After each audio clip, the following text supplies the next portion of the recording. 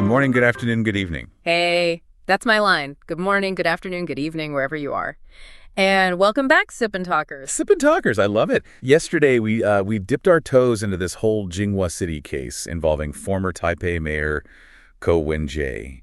We talked about the floor area ratio bonus, the political donations. We did, and a lot of you reached out wanting us to go deeper, so that's what we're doing. We're moving past the public suspicion of, why was expert advice ignored? Right, or isn't a huge donation basically a bribe? We're going to break down the actual legal arguments here. Exactly.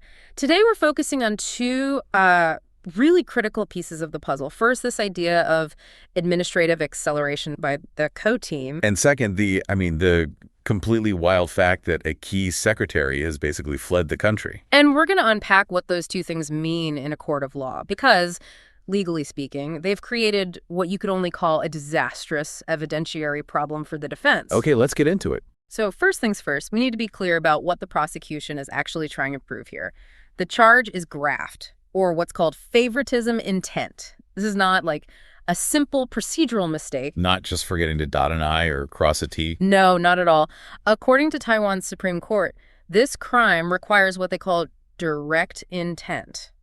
That means the official has to knowingly violate the law for the specific purpose of giving an illegal benefit to someone else. Okay, so let's make that super clear for everyone.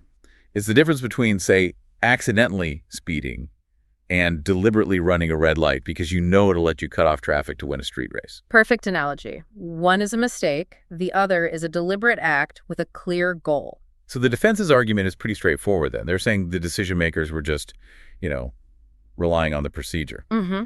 They claim they were just trusting the experts in the system, so they had no idea any law was being broken. But the prosecution's view is... Yeah. What? That the whole process was a sham. Sort of. They argue that even if all the boxes were ticked, the final decision was substantively illegal, that it violated, general principles of public interest. So they're saying the decision itself was so obviously wrong, so beneficial to this one developer, that the person signing off must have known they were breaking the rules, regardless of the paperwork. Exactly. And that's a really tough thing to argue in court, which is why the circumstantial evidence becomes so incredibly important. Which brings us to the speed of it all, the administrative acceleration. Yeah. Let's just talk about the scale here for a second. The value of this bonus is estimated to be in the tens of billions of new Taiwan dollars.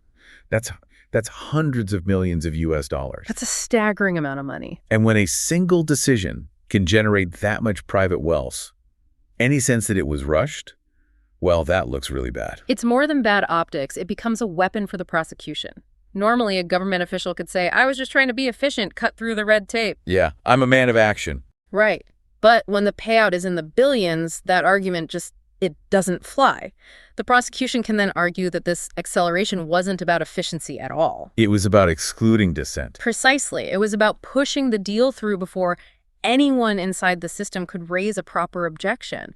And as the final decision maker, you can't just claim ignorance. The sheer size of the deal puts the responsibility on you to know the risks. So the speed sets the stage. But the prosecution still needs to prove he knew he was breaking the law. And that's where the internal warnings come in. This isn't just a vague feeling. We know that professional staff at the Taipei Urban Development Bureau raised specific, serious doubts. What kind of doubts? Two big ones. First, they questioned if the developer was even eligible. They weren't sure the property qualified as a dilapidated or messy area, which was the legal requirement for this kind of bonus. So the entire legal basis for the bonus might have been shaky from the start. Exactly. And second, they questioned if it was even legal to apply urban renewal bonuses in this specific case at all. They were basically saying, hey, we think you're using the wrong law for a developer who might not even qualify. Wow. Okay, that's not a small procedural issue. That's a fundamental challenge to the entire project. It is. But here's the kicker. The most powerful piece of evidence is what happened next. The former deputy mayor, Peng Zhensheng, he reportedly refused to sign off on a key document. A deputy mayor refusing to sign. That's a massive red flag. That's the emergency brake being pulled inside the administration. It's a huge deal. It signals high-level dissent, but the document was approved anyway with the mayor's personal signature. Oof. Yeah. And for the prosecution, that's the smoking gun for intent.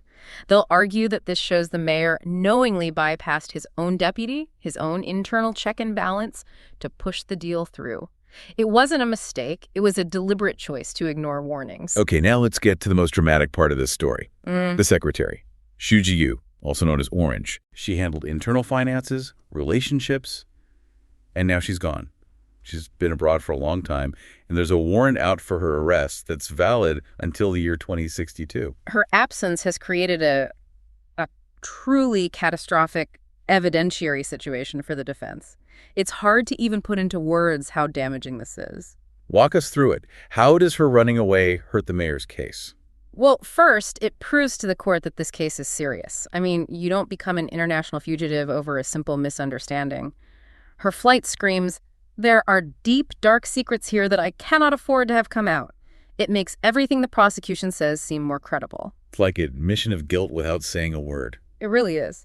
Second, remember, she's the one who allegedly handled the political donations. She's the only person who can definitively say what that money was for. Right. She could be the one to clear his name and say, no, it was a totally normal donation, completely unrelated to the Jinghua City project.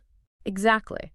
But by fleeing, she denies the defense their most crucial witness. Her silence strengthens the accusation that there was a quid pro quo, a direct exchange. Now, to be fair, the defense has an argument here.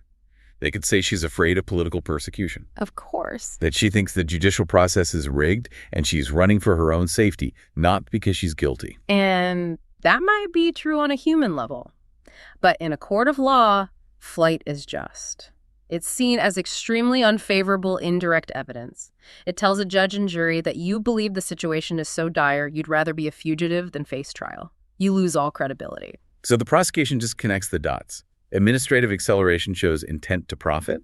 Ignoring warnings shows he knew it was wrong. And the secretary's flight shows a consciousness of guilt. It's a powerful chain of circumstantial evidence. Very difficult to break. Which really gets to the core suspicion that I think most people have, How can you take money from someone, then do them a multi-billion-dollar favor, and then claim the two things are totally unrelated? That's the classic clash between social logic and legal logic.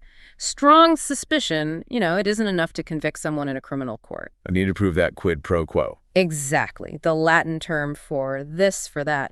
They have to prove, with hard evidence, that the money was given in direct exchange for the official action, not just that the two things happened around the same time. And the defense's argument is that political donations are just normal. That companies support politicians they agree with, and it has nothing to do with specific projects. Right. They have to argue the decision was about public interest, not paying back a donor. And this is where the physical evidence becomes so important. The prosecution says they have electronic files, right? Things with code names like Xiaoshen 1500 that allegedly track the money. But the defense has a fascinating counterattack on this point. They do. They're attacking the evidence itself. They claim there was a 12-day gap between when the devices were seized and when they were actually analyzed. 12 days. 12 days.